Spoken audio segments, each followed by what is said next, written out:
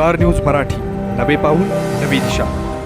जयंत पाटलांचा जो वर पावडर लावलेला चेहरा आहे तो पावडर सगळी काढल्याच्या नंतर नेमकं काय आहे आतमध्ये, कारण रामाच्या मंदिरामध्ये हा रावण राहतोय हे लोकांच्या आता लक्षात आणून द्यायचं आहे आणि त्यामुळे हे सगळे पळायला लागलेले आहेत. 9वी 10वी 11वी 12वी science, NEET, JEE, CET, NATA अशा सर्वच स्पर्धा परीक्षांसाठी नंबर 1 चा पर्याय म्हणजे Shri Rajlakshmi Royal Academy of Science Vita. कारण इथे मिळतो number 1 result, number 1 teaching quality, number 1 infrastructure, सर्व गुणवंत विद्यार्थ्यांना लाखो रुपयांची स्कॉलरशिप. आमच्या सर्वांगीण विकास आणि पर्सनॅलिटी डेव्हलपमेंटसाठी अनेक नाविन्यपूर्ण उपक्रम, गरजू व अभ्यासू विद्यार्थ्यांसाठी दत्तक योजना आणि म्हणूनच इथे गुणवत्ता हे संस्कार आपल्या पाल्याच्या उज्ज्वल भविष्यासाठी आजच निश्चित करा त्याचा प्रवेश Shri Rajlakshmi Royal Academy of Science Vita येथे. तुम्हाला सोने खरेदी करायचंय तर मग चला विट्याच्या ओम ज्वेलर्समध्ये.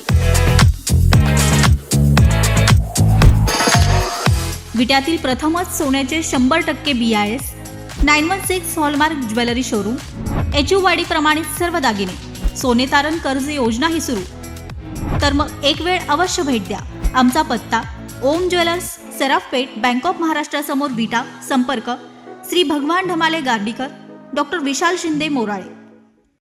हे बघा, middle east India deep water pipeline हा एक मोठा प्रोजेक्ट केंद्र सरकारनं हातात सगळीकडे आहेत. मोठ्या ह्याच्या बातम्या आलेल्या आहेत सगळ्या वर्तमानपत्रामध्ये.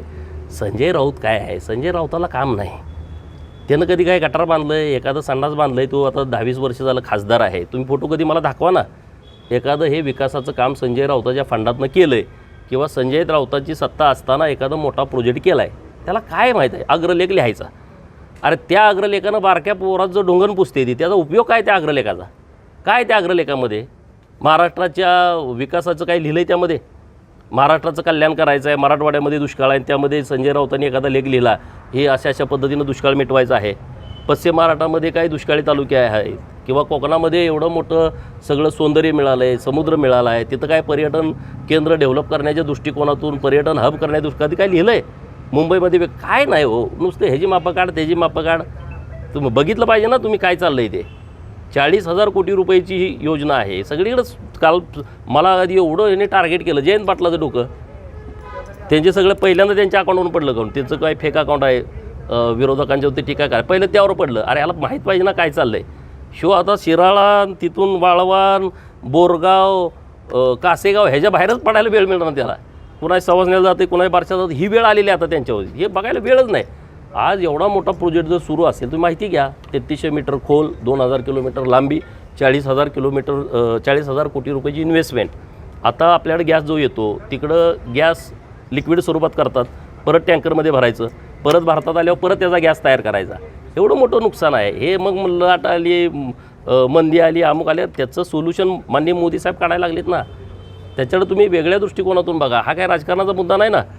जेव्हा राष्ट्रीय आपत्ती येते तेव्हा सगळ्यांनीच एक व्हायचं असतं. तेव्हा गट तट पक्ष पार्ट्या बाजूला ठेवून आता हे जागतिकच संकट आलेलं आहे. हे जे तेलाचे भाव वाढायला लागलेले आहेत.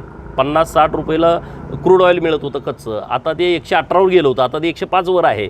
दर वाढणारच ना. जेव्हा आपले डॉलर बाहेर जात आहेत, तेलाला आणि सोन्यालाच जात आहेत सगळ्यात जास्तमध्ये. त्यामुळे मोदी साहेबांनी जे आवाहन केलं ते तुम्ही समजून घ्या ना. त्यात राजकारण करण्याचा विषयच नाही. 18 अब्ज रुपये आपले नुसते पर्यटकांनावरती जातात. आपली लोक फिरायला गेले, लग्नाच्यासाठी गेले, अमुक गेले. मोदी साहेब काय म्हणले, तुम्ही देशात करा. अरे देशात पण अशी जगातली सगळ्यात सुंदर ठिकाणं आपल्याकडे आहेत ना. जम्मू काश्मीर आहे, लेह लडाख आहे, इकडं अंदमान निकोबार आहे, इकडं केरळामध्ये वेगवेगळी ठिकाणं आहेत, इकडं कर्नाटकामध्ये मैसूर आहे, उटी आहे, महाराष्ट्रामध्ये कितीतरी आहेत, कोकणचा सगळा किनारपट्टा आहे, महाबळेश्वरसारखं ठिकाण आहे, आणि अनेक ठिकाणं असतील. आपली मंदिरं एवढी आहेत, 12 ज्योतिर्लिंग आहेत. इथं फिरा म्हणतात, त्यात वाईट वाटायचं काय कारण आहे? EV कारचा वापर करा, डिझेलची बचत करा. आता मी 2 गाड्या फिरत होतो, 1 गाडी घेऊन फिरतो, मग 1 गाडीचं वाचलं ना. त्यांचं म्हणणं काय आहे, तुम्ही जर 1 लिटर वापरत असला तर 500 मिलीवरती करा. तर हे आपण सगळ्यांनी स्वीकारलं पाहिजे. त्यात काही टीका करण्याचं कारण नाही. पण विरोधक नेहमी प्रत्येक गोष्टीचं भांडवल करतात. आता म्हणजे लॉकडाऊन लागल अशी परिस्थिती निर्माण आता आहे का सांगा तुम्ही? तरी म्हणून नेमलं आहे आणि लवकर चौकशीचा अहवाल येणार आहे. ते न्यायमूर्ती एकदम कडक आहेत. त्यामुळे आता ह्यांना कळालं की आता आपण हायकोर्टात जाऊया. काहीतरी पळवाट निघते का बघूया, कारण पळवाटा काढण्यामध्ये हा माहीर आहे. प्रशासक येणार यावर तुम्ही ठाम आहे का? हे बघा, बाजार कमिटी सरकारनं निर्णय केला, या राज्यामध्ये 64 तालुक्यामध्ये बाजार कमिट्या नाहीत. आता बाजार कमिट्या त्या तालुक्यात नाहीत, सरकारचं धोरण आहे ना, भूमिका आहे ना. तिथल्या शेतकऱ्यांना स्वतःचं एक विक्री केंद्र असलं पाहिजे, स्वतःच्या मालकीचं बाजारपेठ केली पाहिजे. आणि त्या नियमाचा आधार घेऊन सांगली, कवठे मंकाळ आणि जत या बाजार समितीचं विभाजन केलं. मग ह्यांना काय पोटात दुखलं, का पळाले हे कोर्टात, नाही हे थांबवा कशासाठी, कारण काय, तुमचा इंटरेस्ट काय आहे यामध्ये? जर जत तालुक्यातील लोक म्हणत असतील आमची बाजार समिती वेगळी करा, तुम्हाला काय अडचण आहे? कारण चोऱ्या करायची केंद्र आहेत. मध्यवर्ती, जिल्हा मध्यवर्ती बँक आणि बाजार समिती ह्यांना भयानक पैसे लुटायला येत आहेत, भयानक. एक नवीन कारनामे येत आहेत. आता माझ्या बाजार समितीची प्रकरणं आली, तुम्हाला मी परवा दाखवलं. आता आणि नवीन सगळी प्रकरणं यायला लागलीत, जिल्हा बँकेची पण यायला लागले. आम्ही लावून धरतो आहे. त्यामुळं जयंत पाटलांचा जो वर पावडर लावलेला चेहरा आहे, तो पावडर सगळी काढल्याच्या नंतर नेमकं काय आहे आतमध्ये, कारण रामाच्या मंदिरामध्ये हा रावण राहतो आहे, हे लोकांच्या आता लक्षात आणून द्यायचं आहे. आणि त्यामुळे हे सगळे पळायला लागलेले आहेत. आपल्या परिसरातील लेटेस्ट बातम्या पाहण्यासाठी स्टार न्यूज मराठी यूट्यूब चॅनलला आत्ताच सबस्क्राईब करा.